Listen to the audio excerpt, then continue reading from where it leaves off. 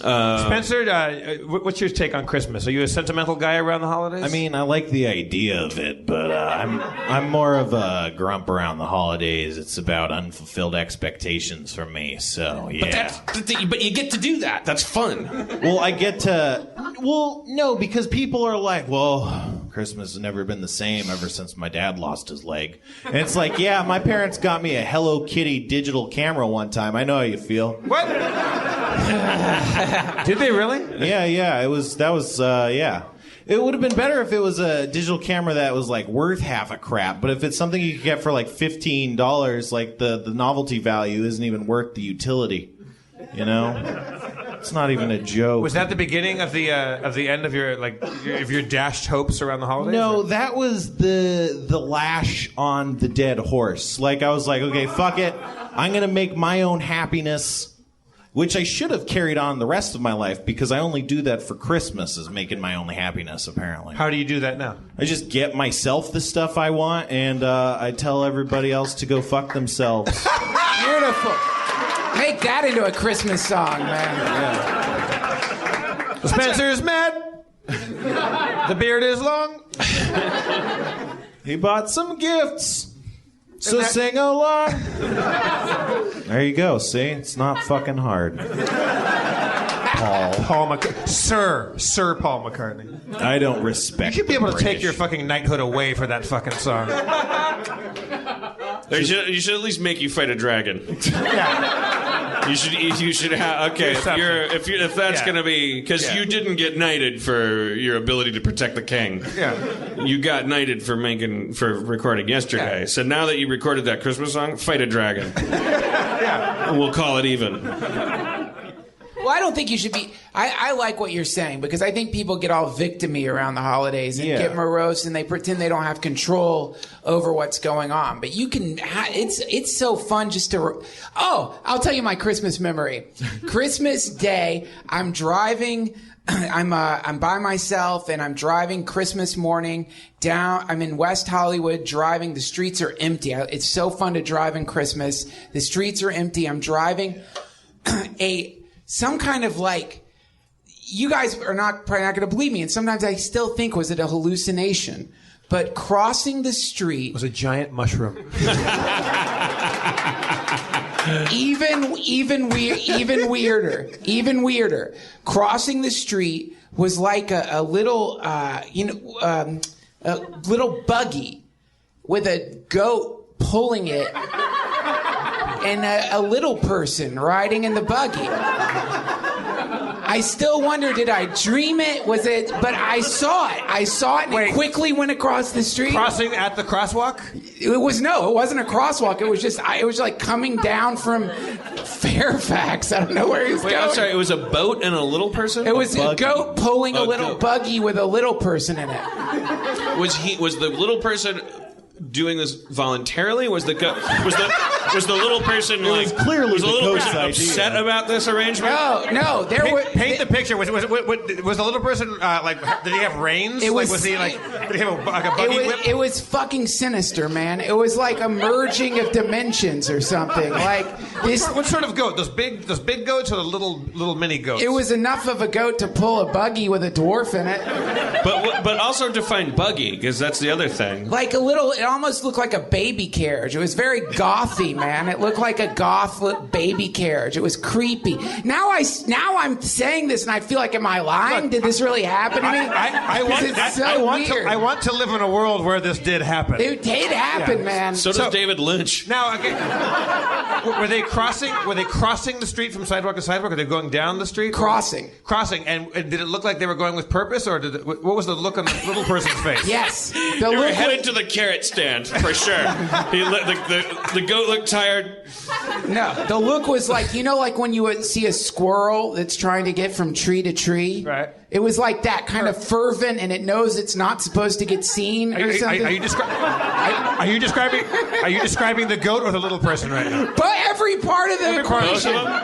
So they were a team. Yes, they worked together. This was a duo. Yeah. This wasn't a goat making away with a little person. The goat wasn't kidnapping a little person. This was a goat-driven. The little person hadn't found themselves in this situation where they're like, "This, no one's going to believe this, and how do I get out of this? Because no matter how much I wave my arms, people keep waving back." And I have 300 questions. The truth is, I found my way into this buggy, this goat-towed buggy, and now it looks like I'm supposed to be in it. Have you ever? But I can't get out. And was the little person dressed up as Santa Claus or anything elf-like? No, the little person was wearing black.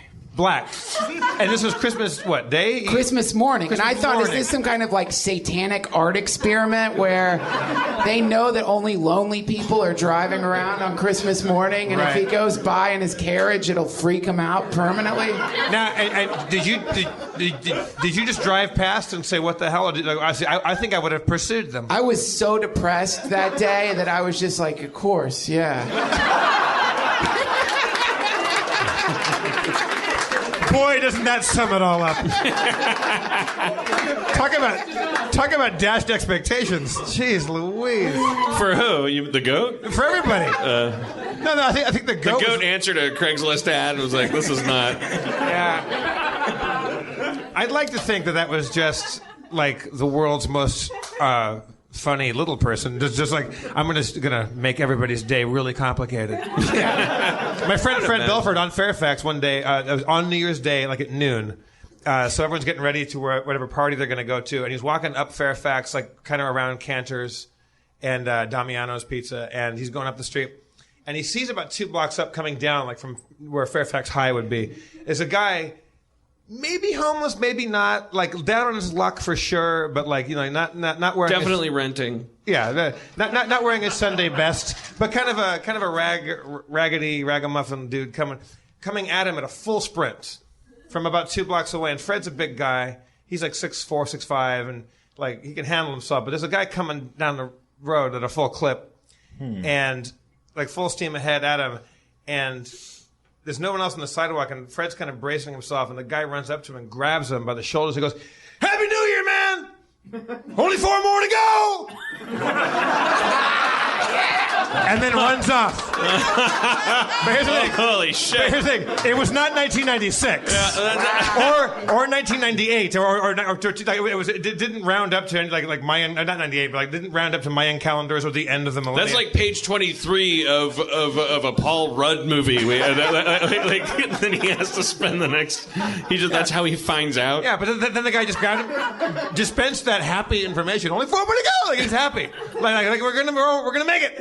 And then just kept going. And 4 more Time to go. traveler. Yeah. I had a friend that used to run down the streets. He would take his shirt off, like when he'd be in foreign towns, and he would take his shirt off and just run. He'd go, "I'll be right back." And he would just go charging. And he was a giant dude as well.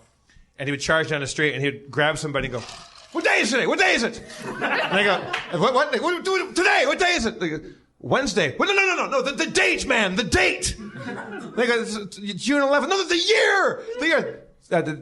1998. It worked. and then he would just run down the street yelling at work in his underwear. That seems like that's a lot of energy to put into a show for one person. I don't know where the payoff happens there. Speaking of payoff, let's thank Anatoly for being our Russian Santa Claus this evening. Well, we need the chair now. We gotta send you back into the front row, where you can prop your Uggs up on the stage, like this is your home.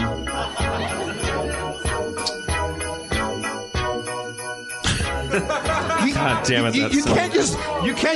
You can't just throw jingle bells on that piece of shit fucking synthesizer and call that a Christmas song. I want to punch everybody.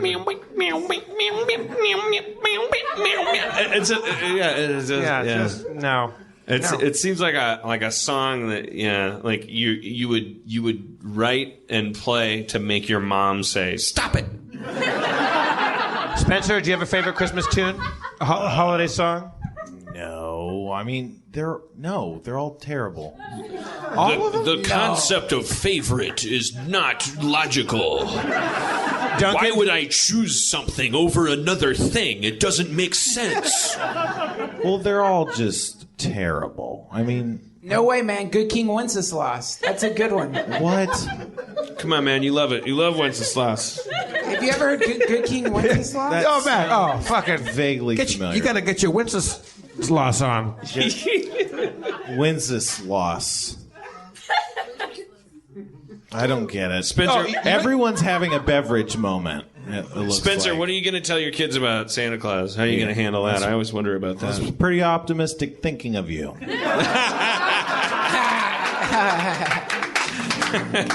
Okay, Come on, you're nothing if not fecund. Then I am nothing. there was a TV special when David Bowie and Bing come on, Crosby you're just gonna- fucking got it together, man. And Bing Crosby is being very good about it because he's like, what is this? Like the guy, he's so weird, but Bing Crosby is just like, I'm playing ball. And this is a goodie. You don't know? Come on. No, everyone knows it. Go home and Google it. We're on a podcast.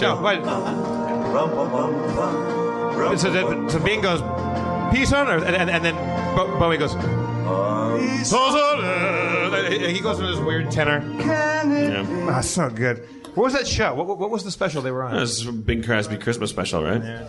Star Wars? Star Wars, yeah. All right.